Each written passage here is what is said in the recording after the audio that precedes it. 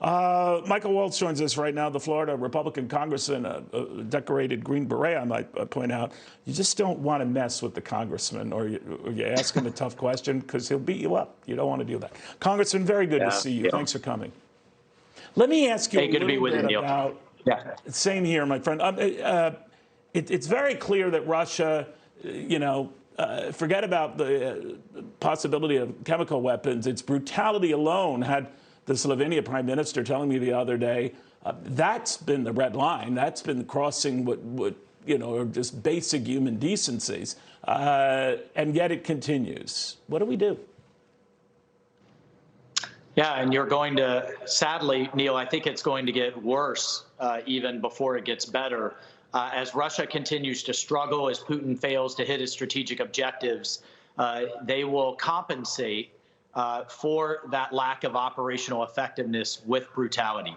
It is very difficult to go house to house and take down the opposition in urban warfare, in an urban setting. It is tactically far easier to sit back with artillery and aircraft and just level the place and literally turn it into rubble. That's the Russian way of war, as you mentioned in the previous segment. It's what they did in Syria. It's what they've done in Chechnya. It's what they did in Afghanistan. I think what we should have done was send the Ukrainians a lot more on the front end in terms of lethal aid. But we have to stop the foot dragging, stop the dithering, and give them everything they need, not just in volume, Neil, but also in sophistication. And the Ukrainians can fight this fight. They've shown the will. Let's just give them what they need. Do you think that we should call Vladimir Putin's bluff? I don't mean to trivialize it here, but he's had such a difficult time, dealing with Ukraine and the stiff resistance from just average Ukrainian citizens, that there's no way in heck he will even think or contemplate going into other countries in the region because his soldiers just aren't up to it. He isn't up to it.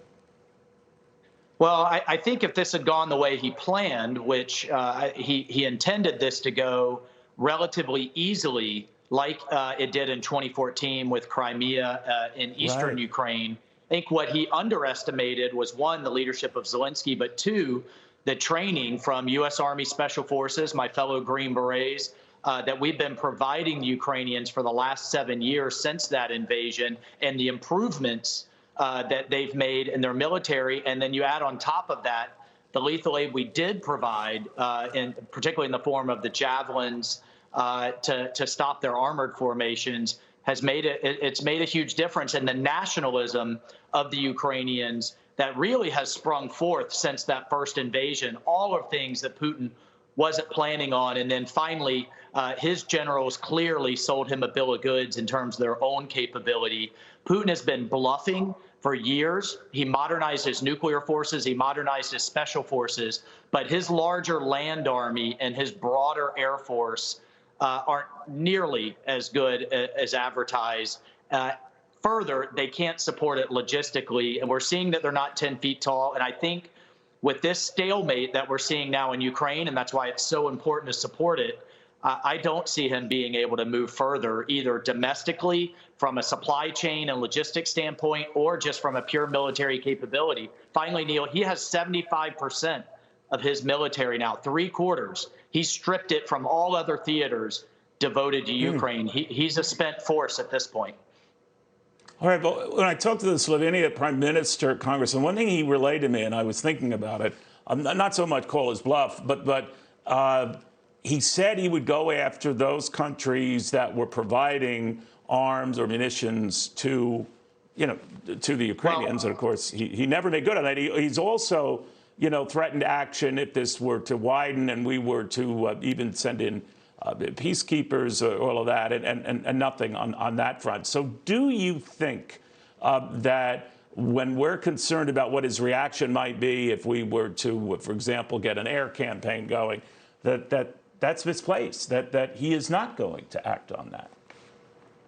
Well, I want to be clear in terms of him invading a land invasion, additional countries past Ukraine now that he's stalled.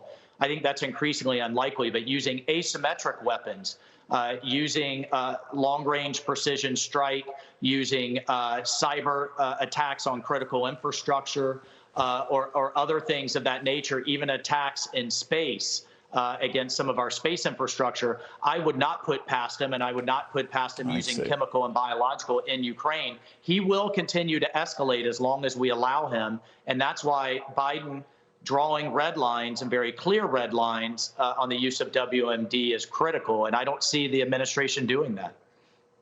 Interesting. Congressman, thank you very, very much. Good catching up with you on this.